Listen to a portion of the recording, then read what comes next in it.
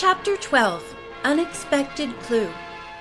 Bess and George also stared at the initials on the base of the statue.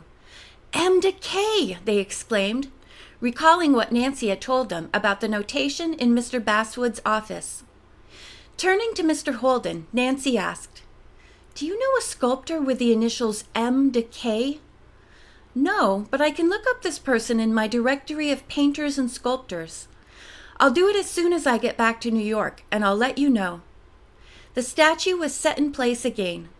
As Mr. Holden walked back to the clubhouse with the girls and Mr. Ayer, he offered to consult various trade journals to find out who had sold the original whispering statue. Also, who purchased it and what the price was. "But don't get your hopes up too high," he warned. "I'm inclined to think it was a secret deal and not reported because the whispering statue was stolen. Later, I'll take some measurements of this reproduction. These will be the same size as the original." "How can that be?" Bess spoke up. Mr. Holden explained that the rubbery material a sculptor brushes over the original work produces a skin-tight mold. The cast which is made from the mold is therefore the same size as the original. "And I would say that the patina of the stolen statue, meaning its surface color, would be somewhat different from that of the lady out on the lawn, even though the reproduction is an excellent one." George asked, "Mr. Holden, could the thief have sold the original statue at such a high price he became worried and tried to ward off suspicion by having a reproduction made to try to fool people?" "Oh, yes," the sculptor replied. "I would say that the original was worth many thousands of dollars." "Hypers!" George burst out. Then she said, "I wonder if this M to K is in league with the thief, or if he was just paid to do a job without knowing the reason."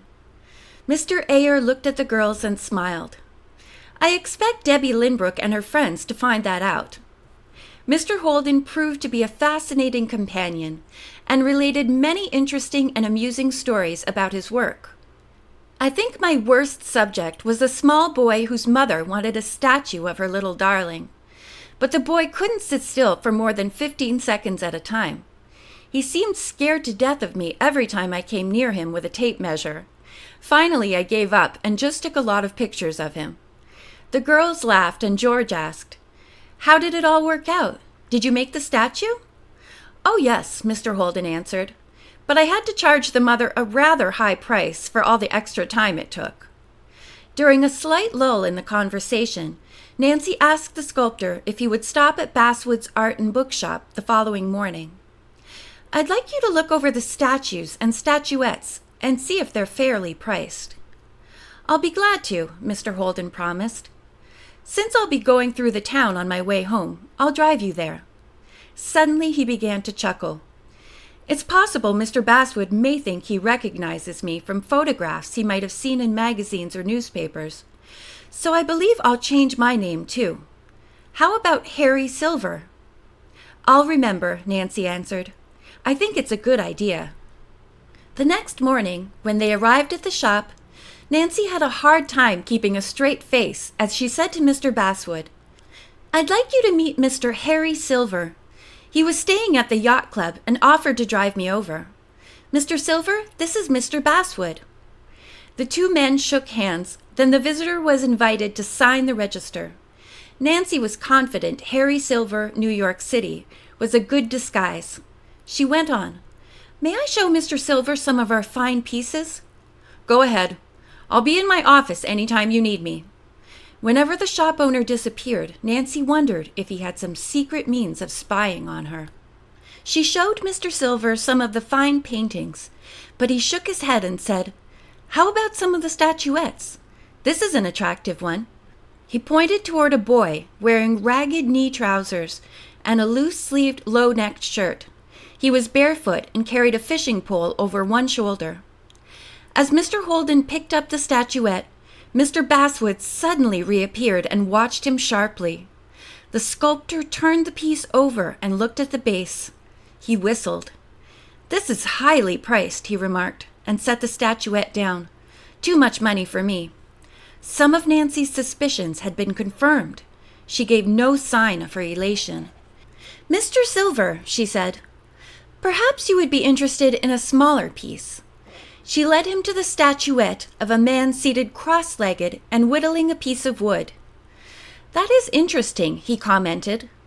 Once more he turned the statuette over and looked at the sales sticker. Then he sighed.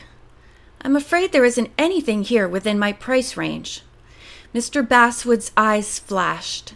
Sculptors don't give away their work, he snapped.